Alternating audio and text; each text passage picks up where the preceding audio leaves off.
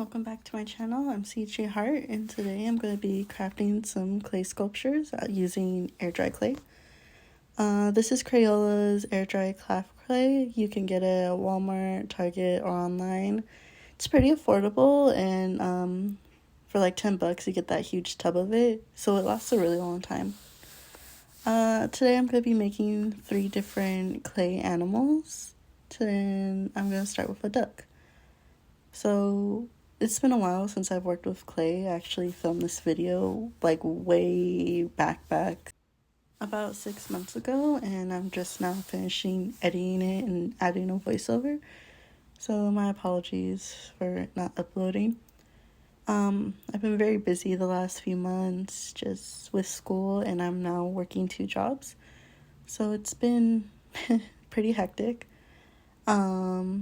Right now I'm going to start with making a duck, and I'm just getting the basic shapes molded into clay.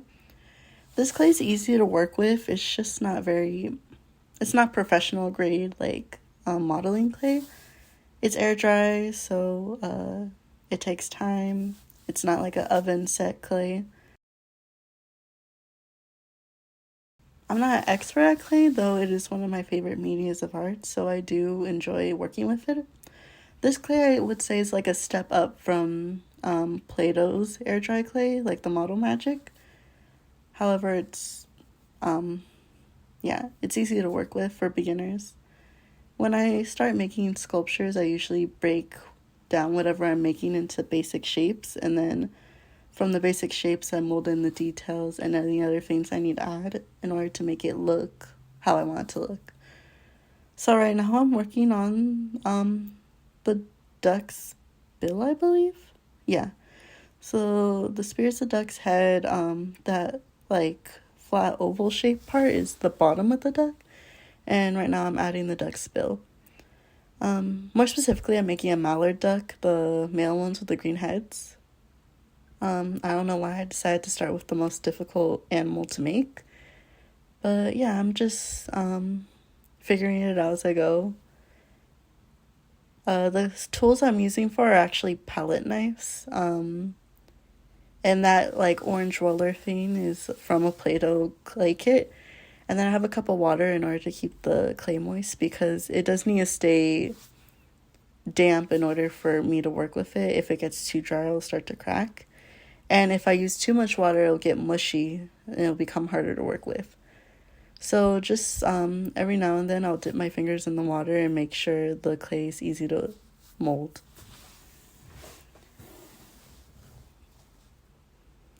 So right now I'm attaching the neck to the duck's body. And in no way are these my best work. Like I said, it's been a while since I've worked with clay when I was recording this video.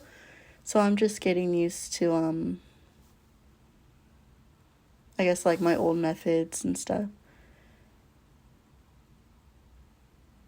That blue tool I'm using is actually a nail art tool, and I use it to add texture to both parts of the clay that I want to attach. And then I use the water to make it sticky in order to adhere the 2 pieces together. Also forgive my like stuttering and blanking out. I have a speech impediment. So yeah, right now I'm taking the water and I'm smoothing out any bumps or weird textures on the clay. And yeah, giving you guys a close-up of what I have so far. I think now I just need to add the duck tail and the duck eyes. This clay, all 3 of these sculptures I've worked on in this video have been sitting on my dresser for months, fully dry, unpainted, and I've yet to like fully finish them, so that's going to be part 2 whenever I finish it. Right now I'm molding the duck's tail. But yeah, like I said, I've been just so busy with work and school, it's hard to find time to do extra things.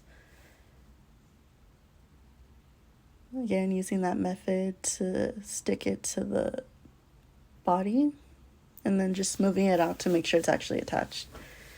This clay, once it's dry, is very, very fragile, as is most clays if you're working with like oven baked clay or air dry clay. However, since it's mostly a craft clay, it is very fragile. So, yeah. My original, I had a small business idea was to sell like clay sculptures because I have made several of these in the past and they've been very popular. I use them as gifts for my friends and family. But this clay, I would have to use a better, more professional grade clay because this clay is very fragile and I could see it very easily breaking, either during the shipping process or upon arrival. There are the eyes. So right here's where I made a mistake. I didn't fully, as you can see, I'm wetting the face. The eyes aren't sticking as well, and they've actually fallen off of the duck since this video. There you go. I do eventually like properly drill holes into the duck's head to make sure the clay stays there. However, I should have done a better job of adhering the clay and making sure the eyes were actually fully attached to the head.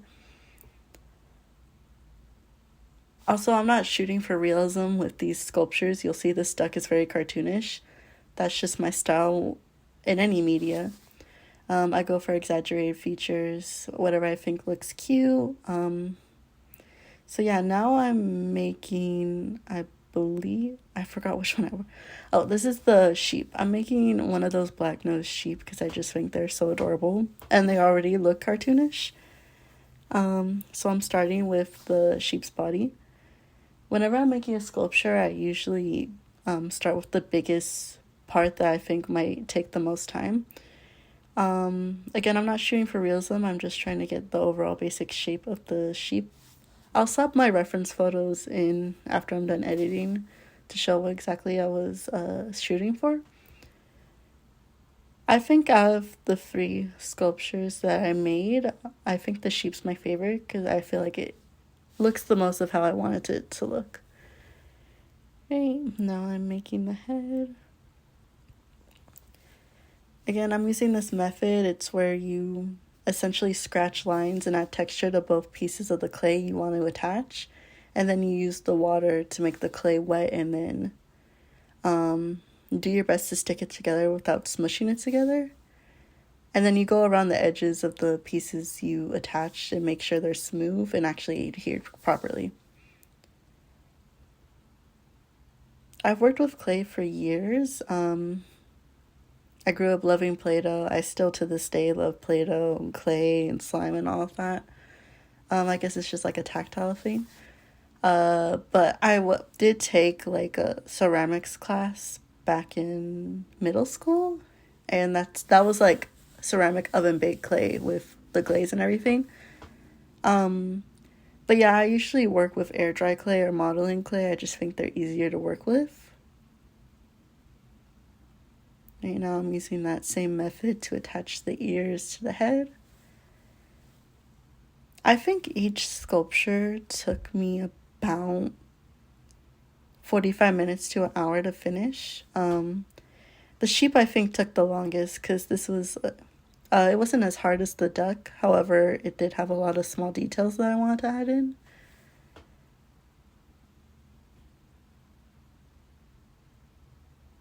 And again, the sheep too. Same with the duck. Some of the sheep's features have fallen off since I made this video. I believe I add horns in later on and the horns have fallen off. I just need to glue them back on. I made these mostly for myself and also just to practice with clay again. Now that I'm in college, I do plan on taking a sculpture class in the near future. So hopefully my skills will get a little bit better. Because most of these methods I've either learned in that ceramics class or I taught myself via YouTube or the internet. Right, I'm making the horns.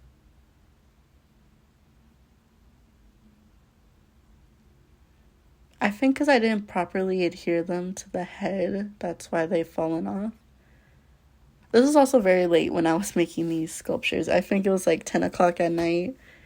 And I had been planning to make them for a while, but I was just lagging on it. And then one night I'm like, you know what? instead of going to sleep at a decent hour, I'm just gonna make the clay sculptures I wanted to make. Right now I'm adding legs. They're gonna be like sticking out. The lamb's like laying down with its two front paws sticking out, and I thought that was really cute. So I'm just gonna... I don't think I properly adhered the legs either. Oh my gosh. Yeah, see what I'm doing? It works, but when you add the texture and you attach them, I feel like it just adheres better. This right now, I'm just wetting and smushing the clay together. Which is okay, because, I mean, no one's going to see the bottom of the sheep in the first place. And then with that, I'm done, and I am on to the third and last animal, which is going to be a bunny rabbit.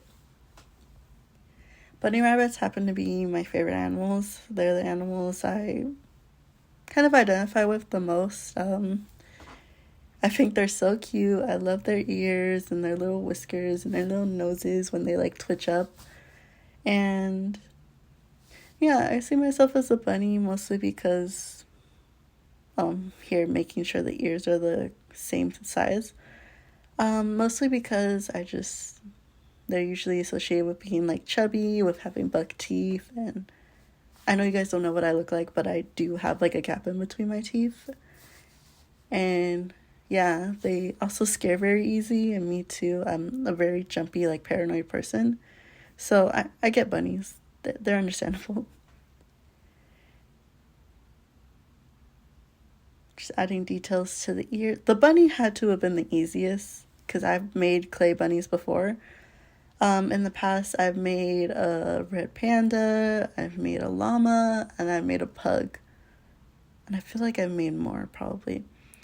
But yeah, so I'm very used to working with this clay, so this one was kind of a no-brainer. I knew exactly what I wanted it to look like. Again, with bunnies being my favorite animals, I was very familiar with their anatomy.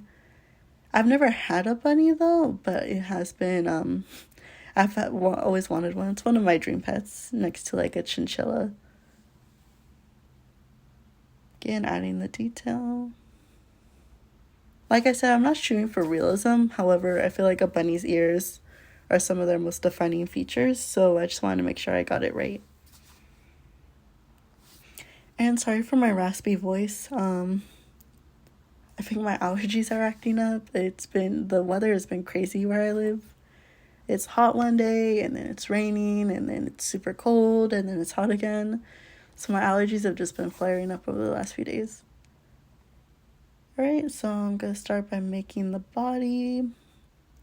Like I said in the beginning, I do try to break apart what I'm making into basic shapes just to make it easier for my brain to, know what to do, basically.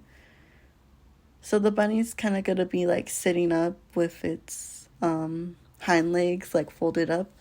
You'll see what I'm saying, but the body itself would be like a triangular prism, kind of like a cone almost, which is what I'm shooting for. Again, these aren't not anatomically correct for the animals, but I am just adding my own stylized features as I go.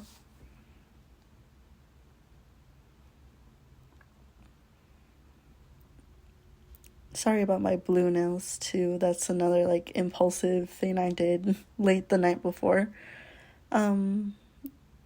Also, if you're wondering why I'm pausing so much, I am watching something on my laptop while I'm filming this. I think it might have been just YouTube or something playing in the background. But yeah, I got distracted.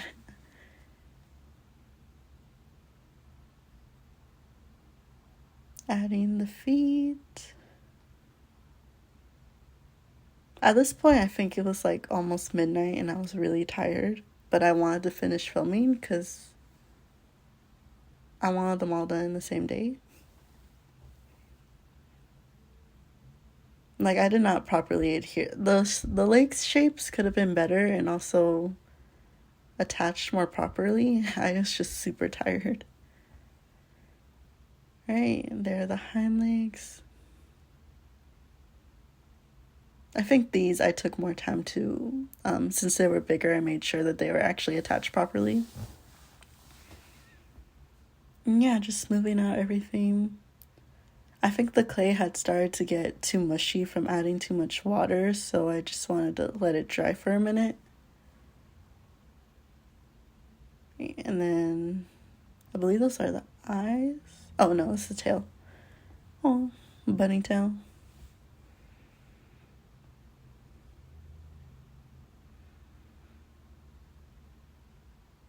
Now for the head. With these sculptures, I did give them all really like unnecessarily large heads, and this was a problem because sometimes the neck or body couldn't support how big the head was. So I wanted to make sure the body was dry enough in order to support the head so it didn't slump over. And I wanted to make sure that this head was on properly, so I go all the way around to smooth out the neck and head area.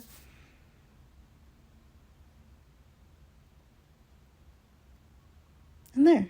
I think the last thing I just have to do is add the eyes, and I add little indents where I want them to be. It's so funny, Bunny's eyes are kind of like on opposite sides of their head. It's really cute.